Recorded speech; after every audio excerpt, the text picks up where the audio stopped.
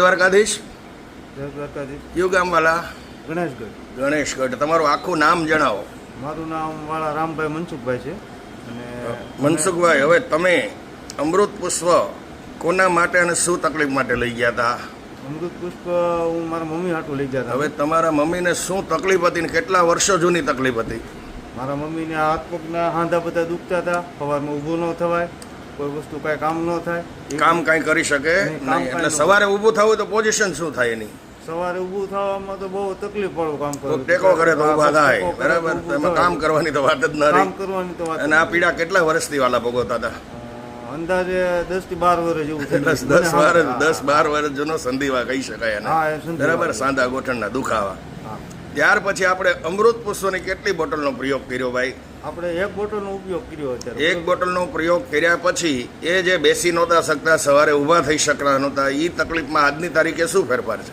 આજની તારીખમાં એમાં 40 થી 45%, 50% થયો હતો. ટકા કરતા એ સવારે જે ઊભા કરવા પડતા હતા એને ઈ બદલે કોઈ વસ્તુ કાંઈ નહીં. સવારે જ્યારે હું મારી રીતે હું ડ્રાઈવર છું, બરોબર, મારું નક્કી ન મારે ક્યારે જવાનું. બરાબર. હું અત્યારે ગમે તે રાતે એને ટાઈમ ઊભો થાવ, મારે ગમે ત્યાં જવું હોય તો અત્યારે એને હાથે ઊભા થઈ ચા પાણી કરી દે મને. બરાબર. અત્યારે જે હાવ પરાધીન થઈ ગયા હતા, અત્યારે એનું કામ કરતા કરતા થયા છે. ભલે આપણે 25% કે 40% જે તમે કહો છો એ પ્રમાણે રિઝલ્ટ મળ્યું.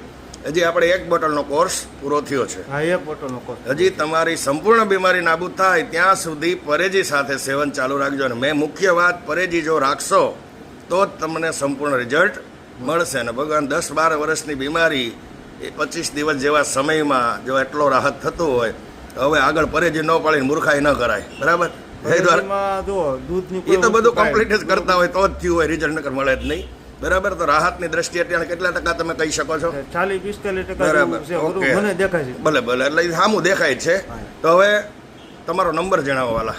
મારો નંબર છે 88 66 33 19 88. હજી જોરથી એકવાર બોલી જાઓ. 88 66 33 19 88. હવે આવી તકલીફવાળા કોઈ લોકો તમારી આગળ ફોનથી માહિતી માગે તો પ્રેમથી સાચી જે કાંઈ માહિતી હોય તે આપજો. જય દ્વારકાધીશ. જય દ્વારકા. જય ગુરુ મહારાજ. જય ગુરુ. જય દાન મહારાજ. જય દાન. જય સિયારામ.